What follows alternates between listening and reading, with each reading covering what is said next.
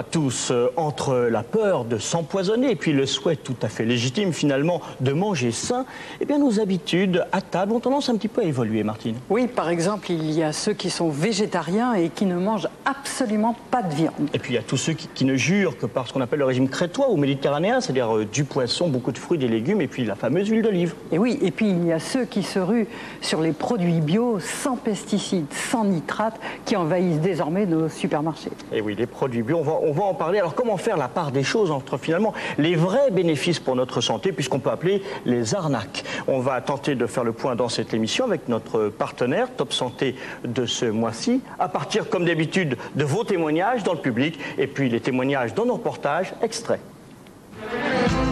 Produire des aliments plus sains et préserver l'environnement, c'est la philosophie des agriculteurs bio.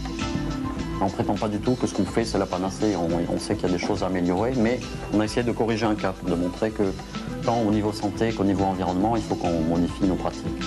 Et pour le consommateur, souvent, cela rassure.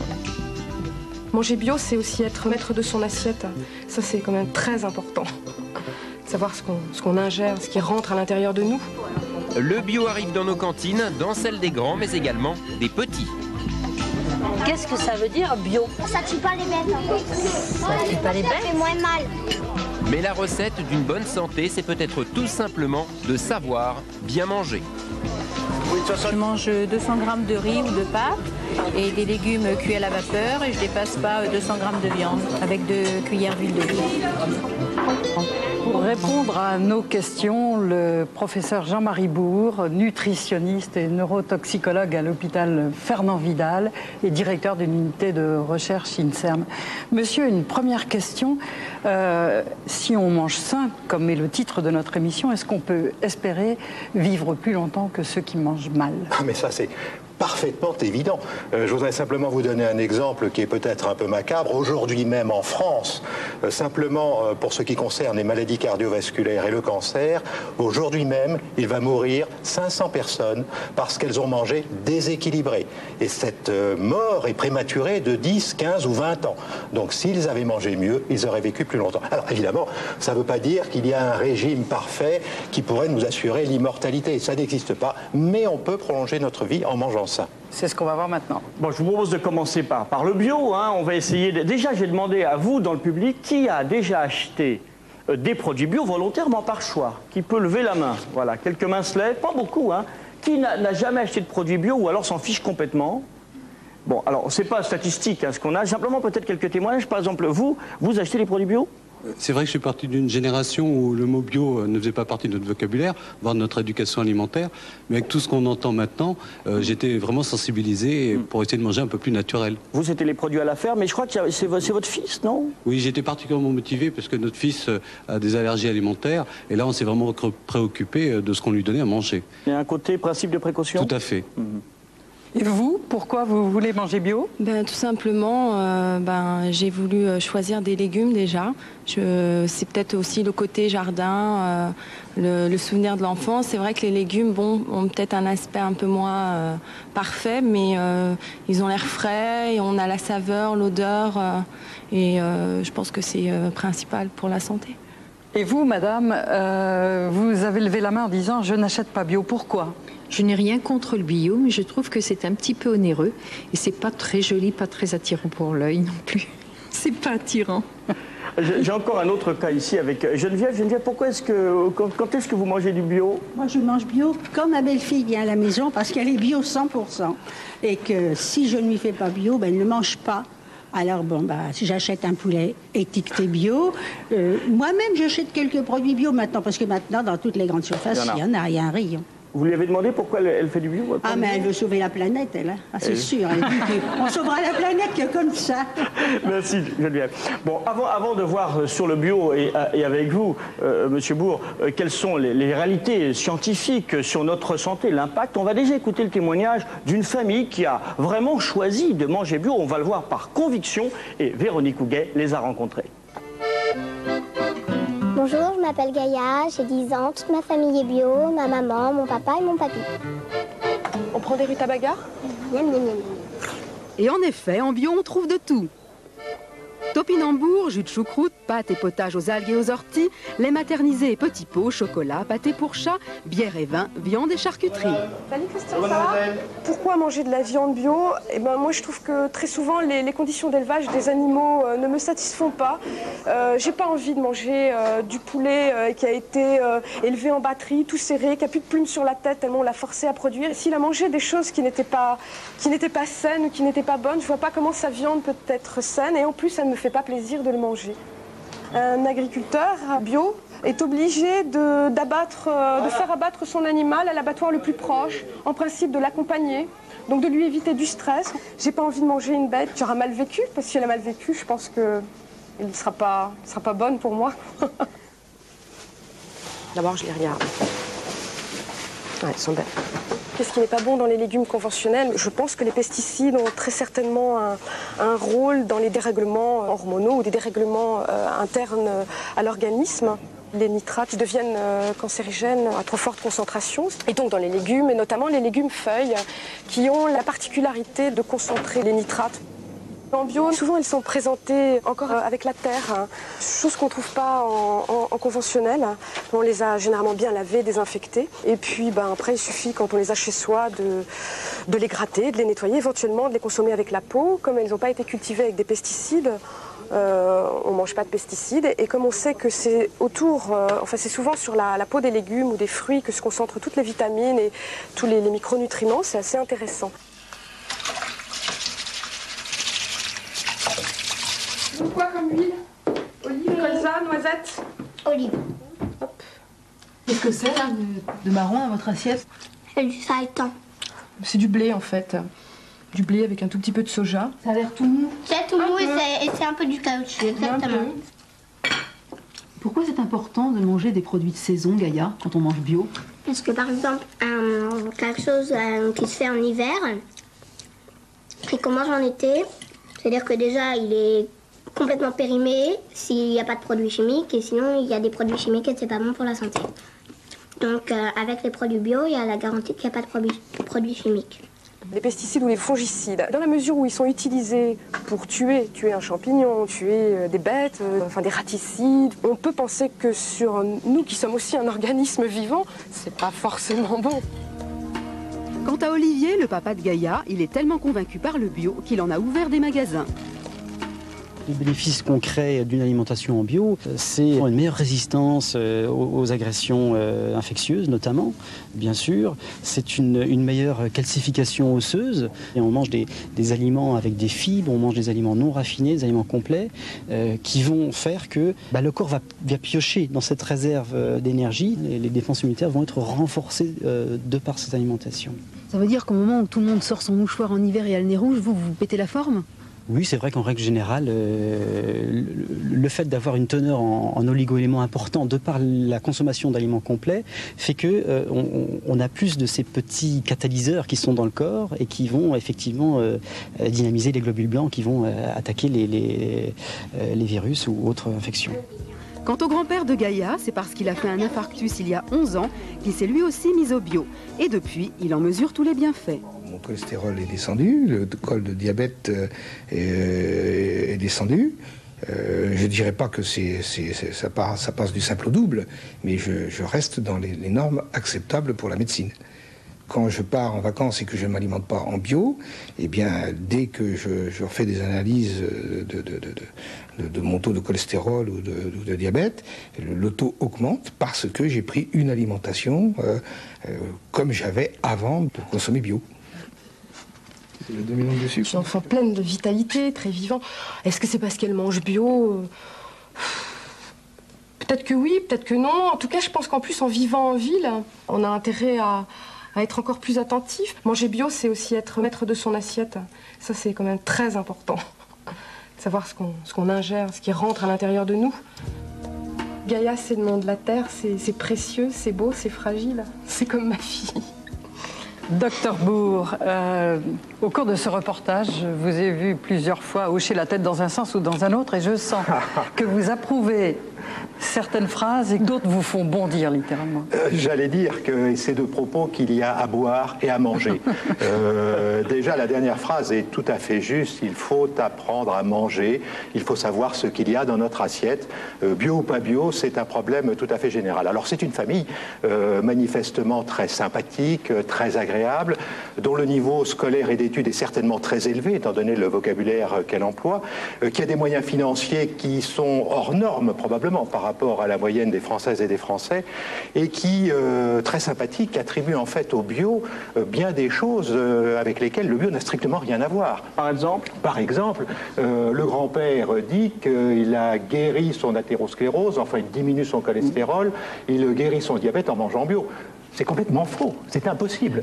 C'est-à-dire qu'à partir du moment où il a été malade, il s'est réinterrogé par rapport à ses aliments, il s'est demandé ce qu'il mange, il s'est mis à manger diversifié, équilibré, à ne plus grignoter, à manger des repas structurés. Et donc, en fait, le bio était en quelque sorte un prétexte pour savoir manger. Comme tout à l'heure, d'ailleurs, le disait fort bien le témoignage de Jean-Yves, si mes souvenirs sont bons, ce n'est pas le bio qui lui a permis d'éviter l'allergie de son enfant. Bio ou pas bio, quand on est allergique à un aliment, on reste allergique. Mais par le biais du bio, il s'est réinterrogé, il a redécouvert l'alimentation. Il y a quand même une dérive depuis, je sais pas, un demi-siècle, depuis mon enfance, même un peu moins, dans la qualité des produits qu'on mange. Il n'y a pas de dérive depuis un demi-siècle dans la qualité des produits que l'on mange. Les produits que nous mangeons actuellement, et ceci est valable pour la planète entière, ces produits sont de meilleure qualité que les produits que mangeaient nos parents et nos grands-parents. Ils ont peut-être moins de goût.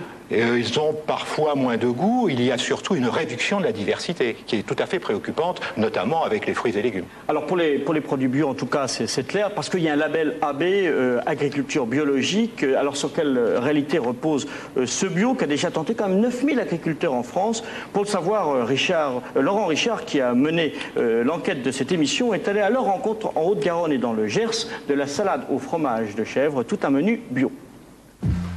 Tous les jours, Valérie inspecte et contrôle des agriculteurs pas comme les autres, les agriculteurs biologiques.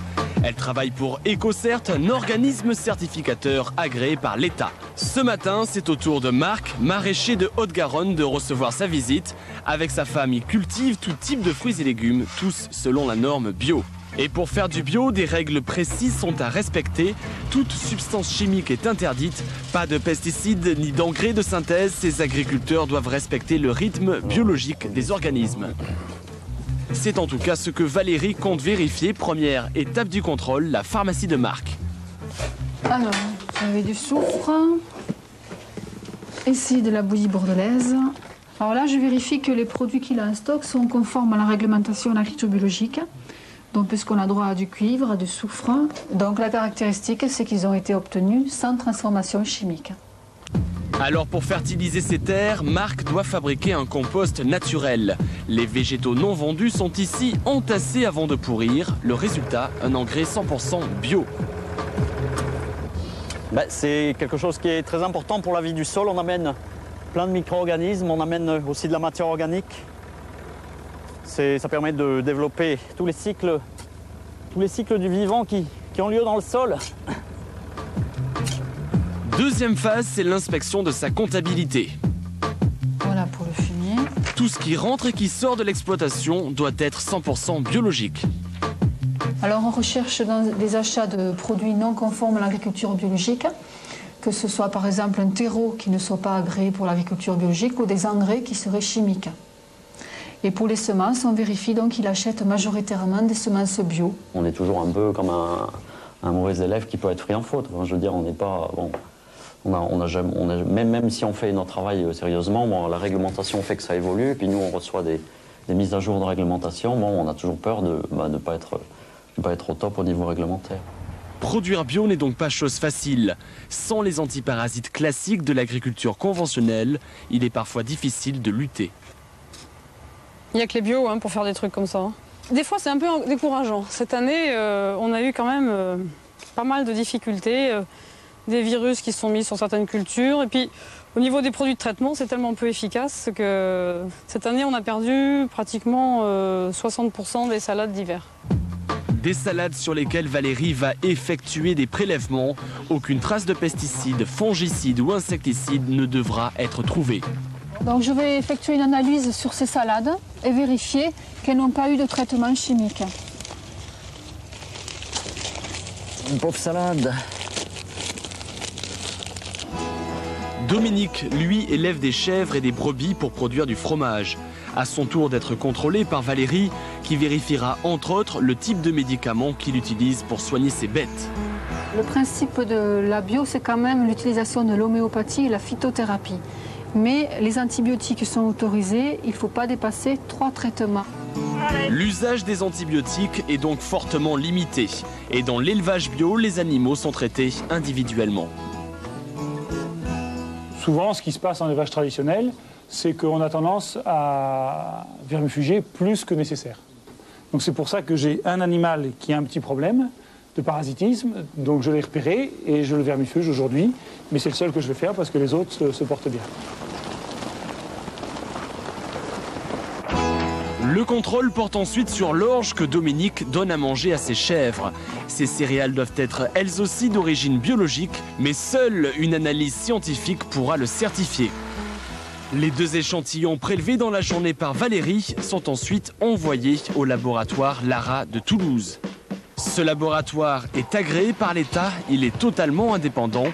Après avoir été découpé, broyé, la salade de Marc et l'orge de Dominique subissent ici une série de tests.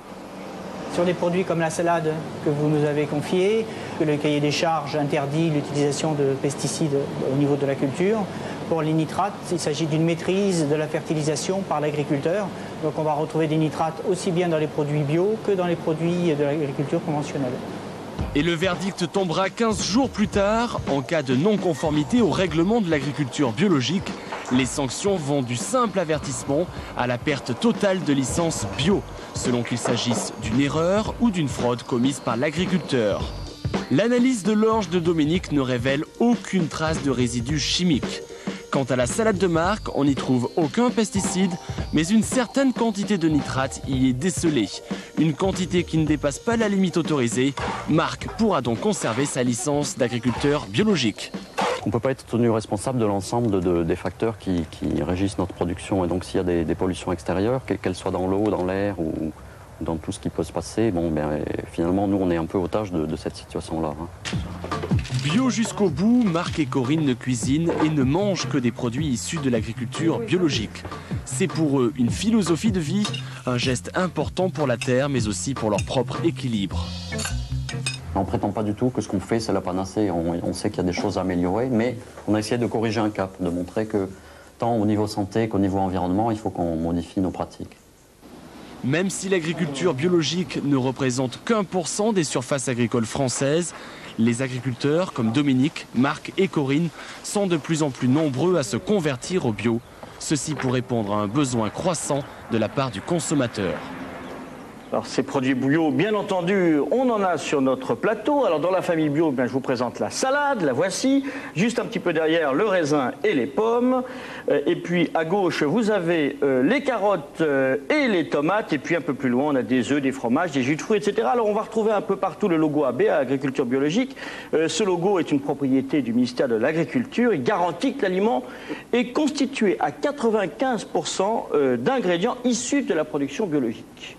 95%, ça n'est pas 100%, Monsieur Bourg. Donc, qu'est-ce qui reste dans les 5%? Eh bien, il reste 5%. Non, ceci est parfaitement logique actuellement. Pourquoi? Parce qu'il y a de très nombreux ingrédients qui interviennent dans la préparation de nombreux plats que nous ne pouvons pas fabriquer pour des raisons climatiques, que nous ne pouvons pas fabriquer en France. Donc, il faut aller les acheter dans des pays qui ne sont pas équipés pour produire bio. Donc, il est normal qu'on ne puisse pas être à 100% bio. Alors, quelle est l'importance de ce bio? Quel est l'impact de ce bio sur la santé? On va maintenant le voir. C'est important parce que d'après les enquêtes, 90% des consommateurs de bio feraient ce choix justement pour la santé. Alors, en première partie de la réponse, avec 2 substances que l'on trouve moins dans les produits bio, en l'occurrence les pesticides et les nitrates. Manger bio signifie-t-il manger sain? Pour le savoir, de rares scientifiques ont mené des expériences en comparant des produits issus de l'agriculture conventionnelle et d'autres issus de l'agriculture biologique. Parmi eux, le professeur Henri Joyeux. Tomates, salades, pommes de terre, carottes, il a analysé et comparé au total une vingtaine d'aliments. Le bio est-il un plus pour la santé? C'est une question que se pose également Evelyne Lost, nutritionniste à l'INRA. Premier point de comparaison, les pesticides.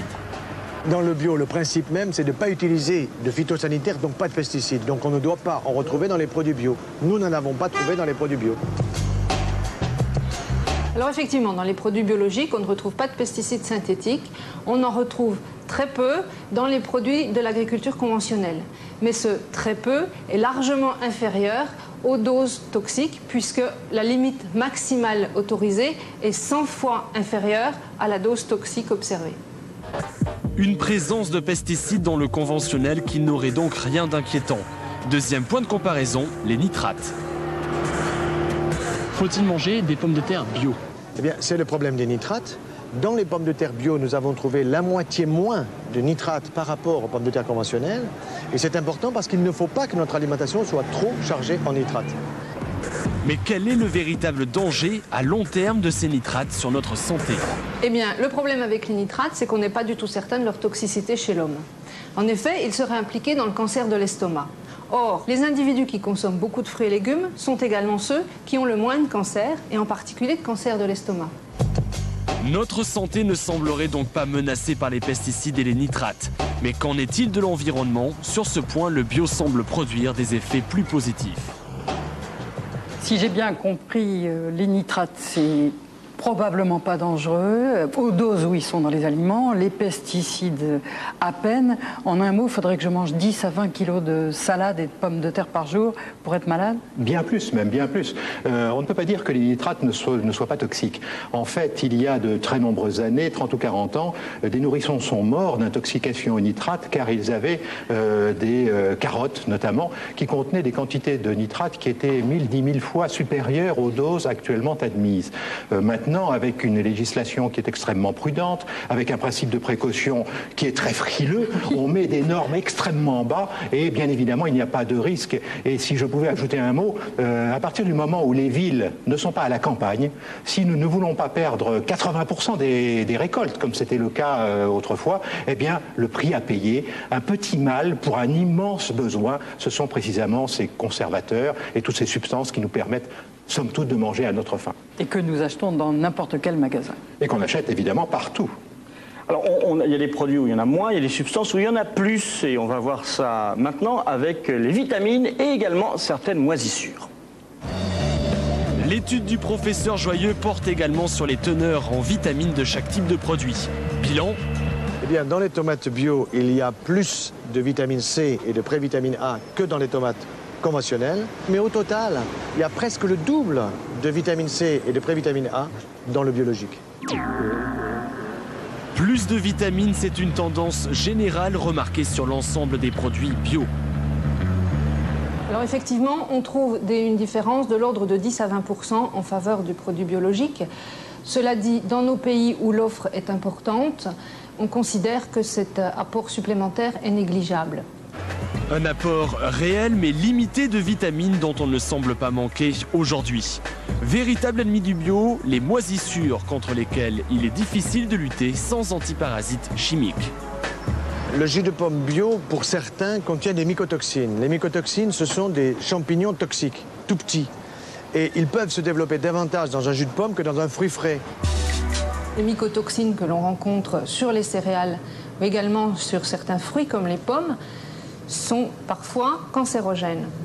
On sait notamment que certaines d'entre elles sont responsables, en tout cas impliquées, dans le cancer du rein. Ces résultats comparatifs ne sont que les premiers du genre. D'autres études de plus grande envergure, comme celle menée par l'Agence française de sécurité sanitaire des aliments, seront publiées d'ici quelques mois. Docteur Bourg, avouez qu'il y a de quoi être troublé parce que de temps en temps on a l'impression qu'il y a un véritable mieux, puis après on se dit zut, en même temps il y a des moisissures qui peuvent être dangereuses, on ne sait plus très bien où aller. Et tout à l'heure on a vu des carottes terreuses dont on se disait leur peau contiennent plein de vitamines. Ah oui, s'il y a une chose qu'il faut vraiment ne pas faire, c'est acheter des carottes terreuses et les mettre dans son frigidaire, surtout s'il est mal réglé, puisque l'hystéria qui défraie la chronique régulièrement, c'est un micro-organisme qui est présent dans la terre de manière parfaitement naturelle et partout. Donc si d'aventure vous mettez cette carotte pleine de terre dans votre frigidaire mal réglé au-dessus d'une mayonnaise, vous allez attraper une diarrhée formidable. Et ce sera dû au listeria des carottes bio qui seront passées dans la mayonnaise d'à côté qui n'était peut-être pas bio elle-même. Ah, ça je ne sais pas, mais on l'accusera de ne pas avoir été bio probablement. Et le jus de pomme? Le jus de pomme, c'est tout à fait vrai. C'est tout à fait vrai. Il y a une substance qui s'appelle la patuline, qui est une substance dangereuse, reconnue comme cancérigène depuis de très nombreuses années, et qui peut se trouver dans des jus de pommes qui sont faits à partir de pommes qui sont un peu pourries, dirons-nous. Alors il y a quand même quelque chose de surprenant, on a voulu le montrer, c'est incohérence. Vous parlez du chocolat tout à l'heure, là j'ai du chocolat, vous voyez, pâte de cacao, ça c'est bio, beurre de cacao, sucre, café, vanille, lécithine de soja, tout ça garanti bio. Bon, enfin c'est quand même du chocolat, c'est-à-dire que ça fait, je pense que ça fait grossir, mais en tout cas, du sucre, des bonbons. Attendez. Alors je vais simplement attirer votre attention, d'abord déjà avec cette tablette de chocolat, il faut marcher pendant 8 heures pour la brûler. Donc il faut savoir que même si c'est bio, ce sont quand même des calories. Ensuite, vous avez lu comme moi lécithine de soja. Le soja est OGM au niveau du monde entier. Donc, où a été produit ce... Parce qu'il est américain. OGM, ça veut dire produit par génie génétique. Par génie génétique. Et il y en a dans donc en théorie, il ne doit pas y en avoir. Mais il y en a moins de 5%. Un mot, on va aller vite. Le vin, c'est du vin bio. Bon, je n'ai pas montré, mais c'est paradoxal, quoi, parce que je veux dire... D'abord, je l'aurais préféré rouge à titre personnel. Et puis ensuite, il ne faut pas oublier que dans le vin, il y a de l'alcool. Et avant de risquer de vous intoxiquer avec un éventuel pesticide, vous risquez beaucoup plus avec l'alcool qui est présent dans cette bouteille. En tout état de cause, un verre, mais un verre seulement à tous les repas. Là, on a une pizza bio. Elle n'est pas très appétissante. Attendez, elle n'est pas chauffée, soyez pas méchants. Elle n'est pas chauffée. Alors... Non, elle n'est pas mais cuite. Finalement, ce qu'on va reprocher à la pizza, c'est pas d'être bio ou pas bio, c'est que c'est peut-être pas toujours la meilleure façon de manger. Alors là, vous touchez le fond du problème. En fait, le bio, c'est très intéressant, c'est très bien, mais malheureusement, en termes de santé publique, c'est-à-dire pour une population entière, comme la population des Françaises et des Français, ça ne sert presque à rien. Pourquoi? Parce que mourir d'une intoxication est quelque chose de très, très rare. C'est inacceptable, ça ne devrait pas se produire, mais c'est très rare. En revanche, le déséquilibre alimentaire est quelque chose de très fréquent. Il va mourir cette année en France 169 000 personnes de maladies cardiovasculaires.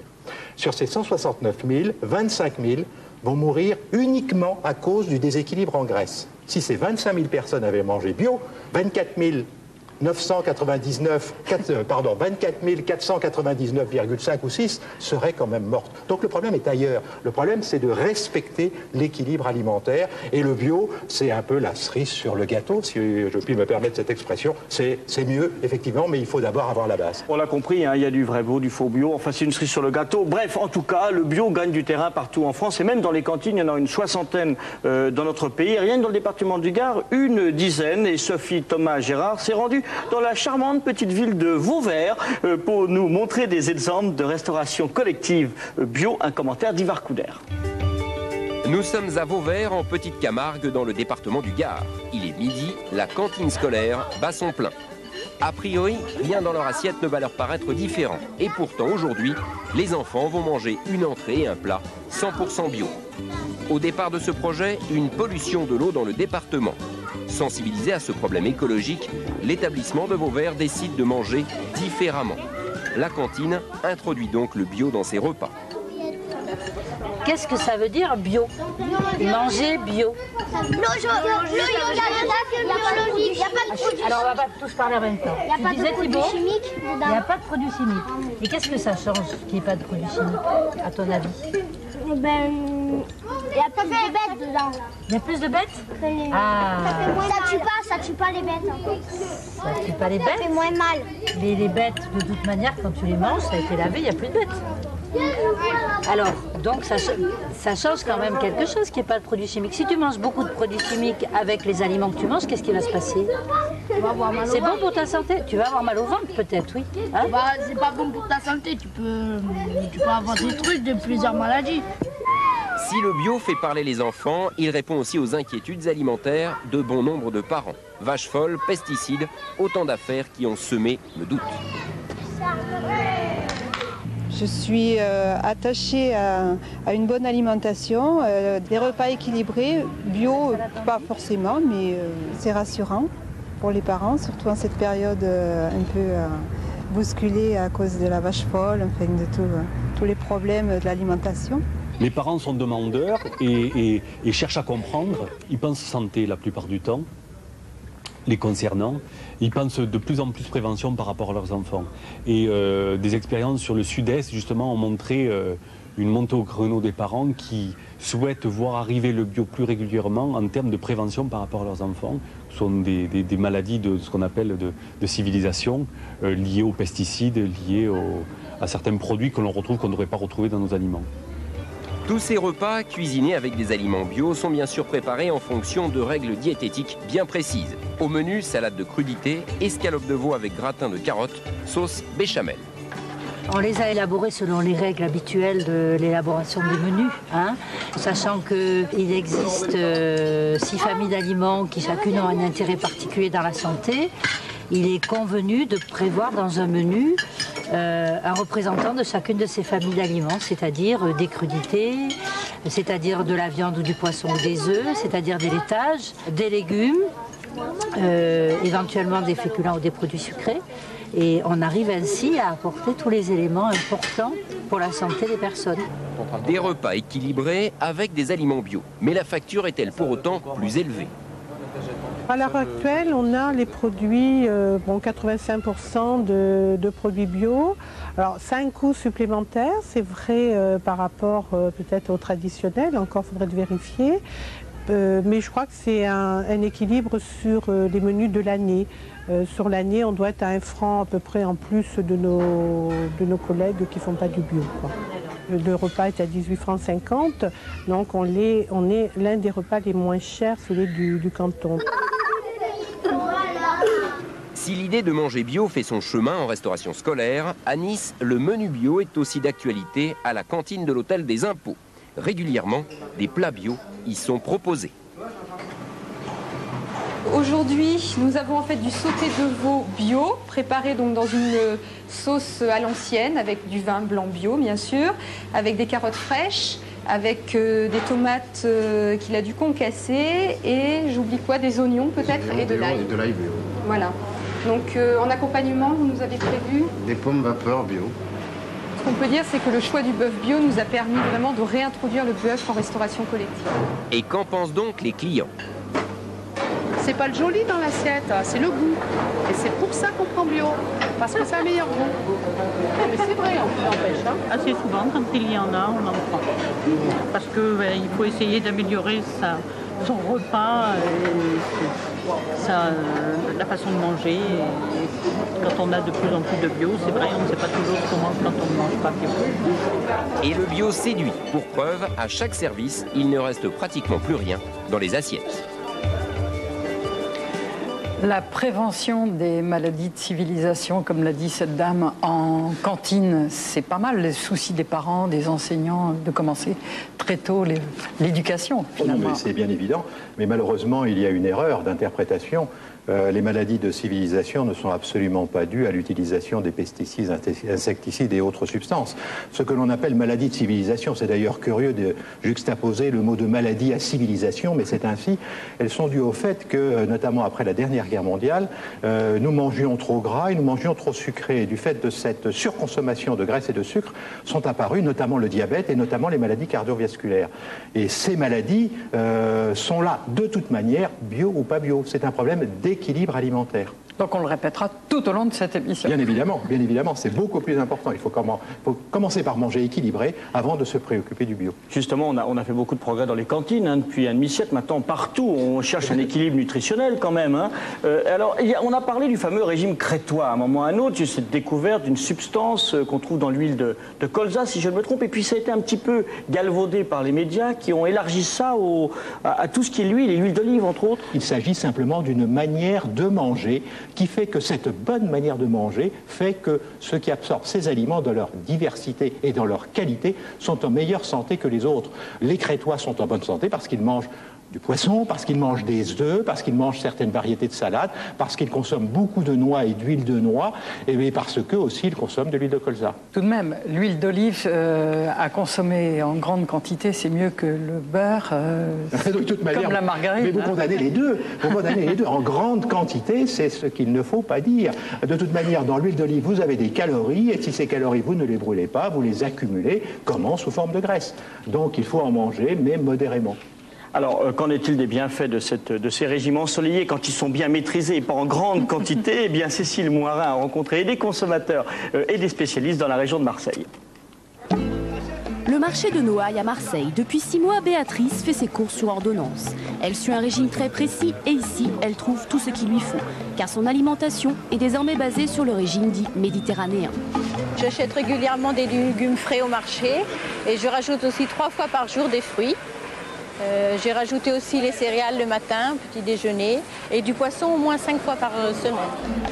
Ce régime a la réputation d'être le meilleur du monde pour la santé. Si on l'a prescrit à Béatrice, c'est parce qu'elle a un taux de cholestérol trop élevé, autrement dit un risque plus grand de maladies cardiovasculaires.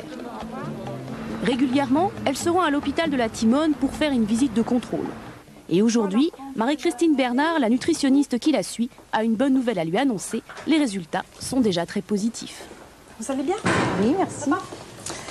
Voilà, alors aujourd'hui, je crois que je vais vous donner vos résultats du 6e mois du régime que nous avons entrepris. Voilà, donc on a une amélioration du cholestérol et une amélioration des triglycérides qui sont en relation directe avec votre alimentation quotidienne.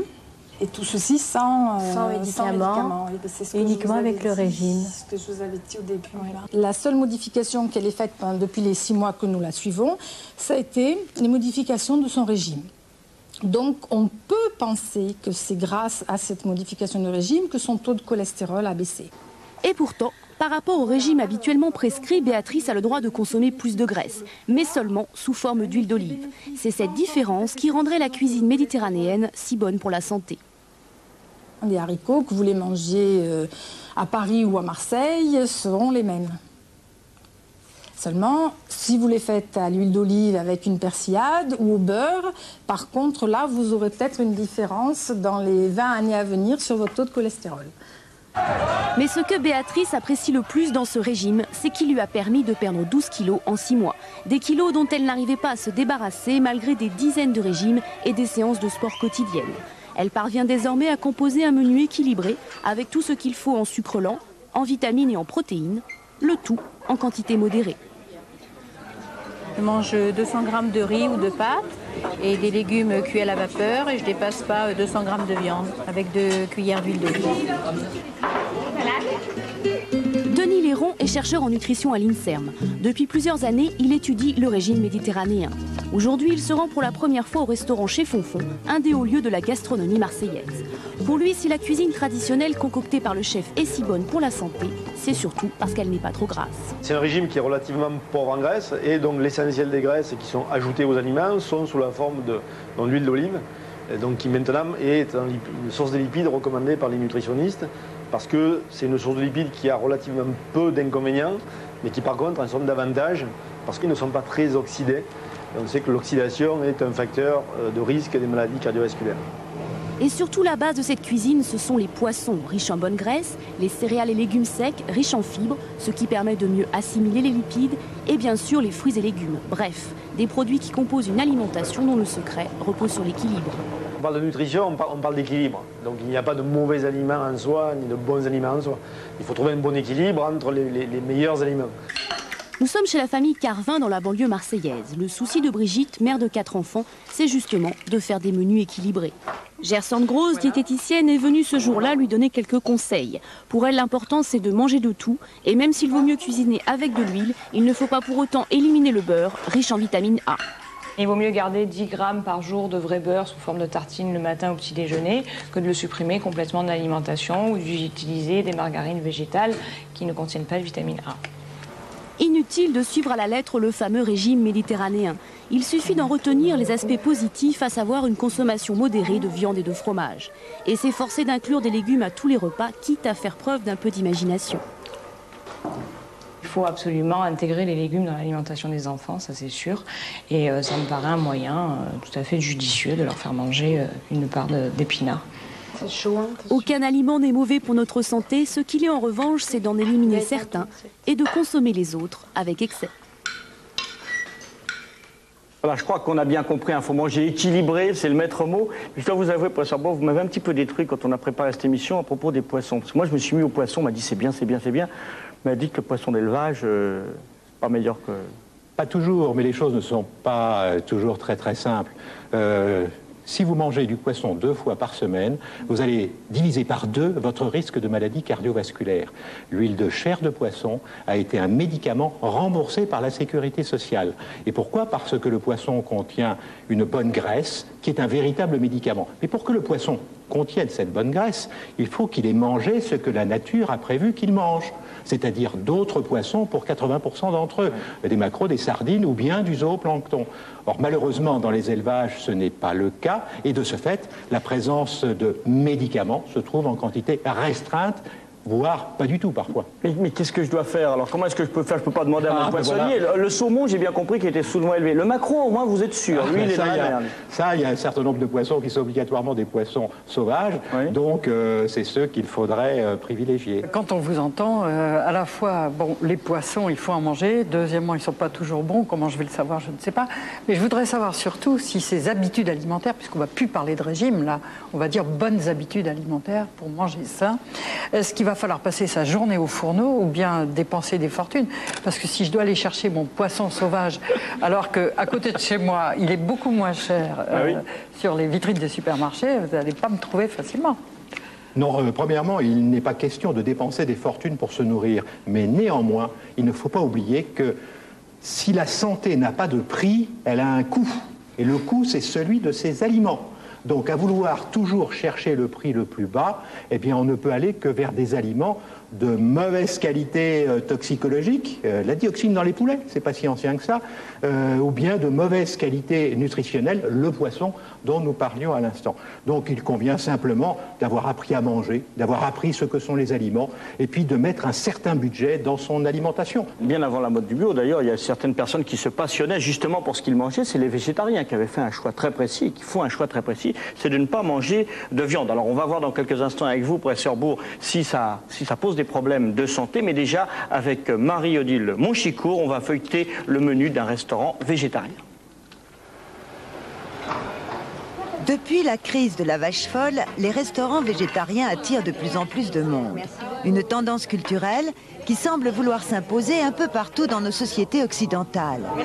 Vous êtes végétarien depuis longtemps? Oui, depuis 40 ans, depuis 1961. Et pour moi, c'est une manière de vivre qui m'apporte de la santé, l'équilibre.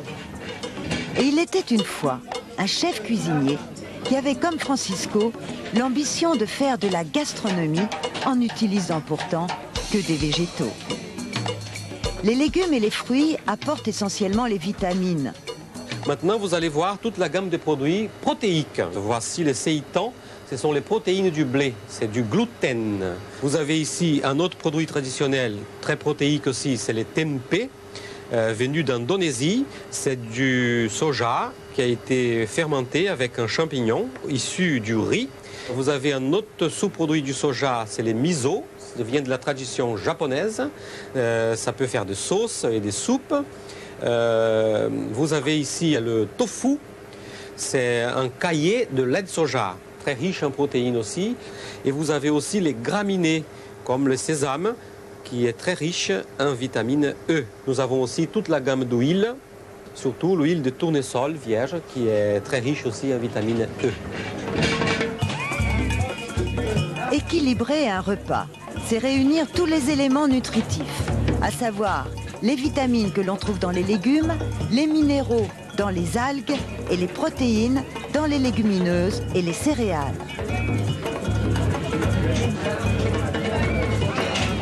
Je fais très attention à la décoration parce que on ne peut manger bien qu'en bonne humeur et la bonne nourriture commence par les yeux et par l'odeur. Donc il faut absolument compter sur ça. Je pense que les végétariens ont bonne mine, regardez-moi. Et des végétariens comme Francisco, il y en a environ 1,5 million en France. 1,5 million dont Sandy, qui est à côté de moi. Vous ne mangez jamais de viande? Non, jamais. Depuis quel âge? J'ai pas trop repéré l'âge auquel j'ai commencé, mais c'est venu progressivement. Bon, petite, c'était ma mère qui me faisait à manger, donc je mangeais de la viande, tout ça. Puis après, quand j'ai appris que c'était des animaux et que j'adore ça, c'est venu progressivement à plus du tout avoir envie d'en manger. Alors, vous n'avez pas envie de manger de viande, non. Pourquoi? Rien de savoir que bon, on peut les voir dans la nature vivre normalement, ça me donne pas envie de voir un morceau dans mon assiette pour le manger. Alors, vous n'avez pas peur d'avoir des carences en matière de santé? C'est ce qu'on me demande souvent, donc jusqu'à maintenant, j'ai pas fait spécialement attention, mais j'essaye aussi d'équilibrer avec d'autres choses, de récupérer sur d'autres aliments. Alors, le fameux mot équilibre, vous équilibrez oui. Avec quoi? J'essaye avec des œufs, parce qu'on m'a dit que c'est vrai que ça apportait des protéines, ou du soja également. Et du fromage, des produits laitiers. Voilà, exactement. Merci Sandy. Professeur, soyons clairs, est-ce qu'il y a des risques à ce régime? Non, bien évidemment. À partir du moment où elle mange des œufs et du laitage et des fromages, il n'y a pas de problème et que visiblement elle se donne les moyens d'acheter des aliments de qualité. L'homme est omnivore, il doit manger de tout, y compris des viandes, c'est-à-dire des produits d'origine animale. On restreint toujours les viandes à la viande, si possible rouge. On oublie le poisson, on oublie la volaille, on oublie toutes sortes d'aliments d'origine animale. Le lait, le laitage, les œufs. Alors, il y a les végétariens, d'après ce que j'ai compris, si Sandy prend du lait, des œufs, du fromage, elle a quand même une diversification, un équilibre animal quelque part. Mais il y a aussi des personnes qui sont préoccupantes, un peu inquiétantes de temps en temps dans leur comportement, qui sont les végétaliens. Car eux ne veulent aucune trace animal dans leur alimentation. Alors cela, il leur manque forcément quelque chose, car l'homme ne sait pas tout fabriquer. C'est obligatoire, malheureusement, sauf certaines conditions particulières. Nous sommes omnivores, nous devons consommer de tous les aliments. Je voudrais simplement vous donner 2 ou 3 exemples. La vitamine D, certes, nous la fabriquons au niveau de notre peau, à condition d'être en permanence au soleil, ce qui n'est pas le cas.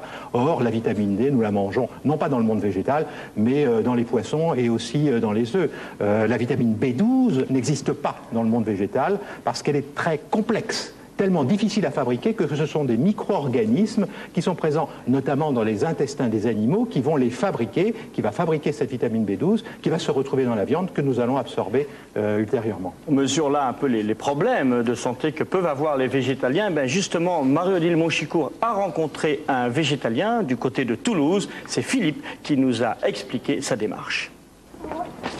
Philippe a 31 ans. Tous les mardis soirs, il anime une émission de musique hardcore très prisée par un courant culturel végétalien anglo-saxon dont il se sent proche. Et pour ceux qui ne savent pas, à noter que c'est un groupe végétarien et quand on écoute ce qu'ils font, on ne peut pas dire que les végétariens sont ramollis, quoi. Mécanicien de profession, Philippe est fils unique de parents divorcés. Il vit seul avec sa mère qui l'aide dans les travaux des champs. On est dans une ferme où c'est qu'il y avait des élevages d'animaux, quoi. Bon, ben, j'ai vu comment ça se passait, la production animale. C'est-à-dire, bon, ils naissaient, ils se faisaient tuer, égorger. Donc moi, ça m'a jamais trop emballé, quoi, ça. C'est que à l'adolescence, quand j'ai eu de l'information sur le végétarisme et le végétalisme, par la suite, quoi, ben, bon, mais moi, j'étais assez rapidement convaincu, quoi. Ça fait maintenant 9 ans que je suis végétalien. Et avant, j'avais été donc végétarien 5 ans. Donc maintenant, ça fait à peu près 14 ans que je ne mange plus de viande, quoi. Un végétalien ne consomme ni lait, ni œufs, ni poisson, ni beurre ou fromage. En somme, aucun produit issu de l'exploitation animale. Alors, ratatouille de légumes. Les carences qu'on peut avoir en étant végétalien, en fait, il n'y en a qu'une, essentielle, c'est la vitamine B12. Quand on est omnivore, la vitamine B12, on l'obtient par la viande, les œufs, le lait, quoi. Donc, effectivement, comme les végétaliens suppriment tout ça, on n'a pas cet apport, on va dire, traditionnel. Il est quand même conseillé de prendre un supplément de vitamine B12, ce que je fais moi depuis 1 an, quoi. Le modernisme a conquis les campagnes quand même. Et puis, le soleil aidant à fixer certains éléments dans l'organisme, Philippe considère qu'il dispose de toutes les vitamines, protéines ou autres molécules indispensables à la santé. Ça va être un jour de la semoule, un autre jour du riz, une autre fois légumineuse, c'est-à-dire des lentilles, toujours des haricots. Donc en fait, l'important, c'était de consommer céréales légumineuses, quoi. Donc je mets toujours après moi à la base de ratatouille que je rajoute à ces légumes-là, quoi. C'est bon? Oui, moi j'aime bien. Et c'est sa mère qui lui prépare ses repas pour la semaine. C'est plutôt rare de tomber malade. C'est pas que lié à l'alimentation. Il y a aussi le mode de vie, c'est-à-dire moi je bois pas, je fume pas, je fais du sport. Donc forcément, il y a quand même pas mal d'atouts de mon côté, quoi. Je suis pas un haltérophile. Donc pour soulever des sacs de 52 kg, ouais, ça suffit. Ouais. Pour rester 10 heures sur le tracteur, ça suffit. Philippe n'hésite pas à pousser le raisonnement jusqu'au bout en renonçant à se vêtir de laine et de cuir. Assez souvent, on me dit, ouais, mais tes chaussures, elles sont en cuir. Et bien là, je me fais toujours un plaisir de dire, ah ben non, c'est des chaussures anglaises. Donc c'est un synthétique, quoi, c'est pas du cuir, quoi. C'est un peu poussé à l'extrême, mais quand même, docteur Bourg, cet homme, quand on le voit, n'a pas l'air de se porter mal. Oui, c'est une exception peut-être. Il a dit lui-même qu'il se supplémentait en vitamine B12 et je soupçonne qu'il fréquente certains magasins de diététique pour se supplémenter en autre chose. J'ai moi-même, à côté de chez moi en Corrèze, un voisin qui a 94 ans. Il fume 2 à 3 paquets de cigarettes par jour. Il boit 1,5 litre de vin. Et je ne vais pas promouvoir l'alcool, l'alcoolisme et le tabagisme pour autant. Donc il y a toujours des exceptions qui confirment en quelque sorte la règle. Et d'ailleurs, il ne faut pas oublier qu'en France, un malade sur 4 ne serait pas à l'hôpital s'il n'avait pas fumé ou s'il avait moins bu. Donc en termes de santé publique, c'est d'abord l'hygiène de vie et non pas d'autre chose.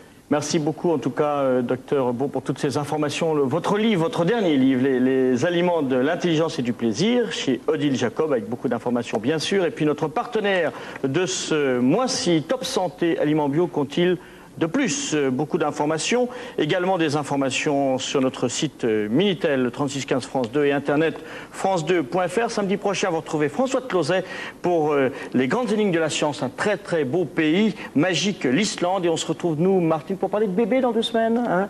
Comment il faut les coucher, comment il faut les nourrir, comment les modes ont évolué. Et oui, les modes changent. Les modes changent. Très bon après-midi à tous. Et très bon week-end.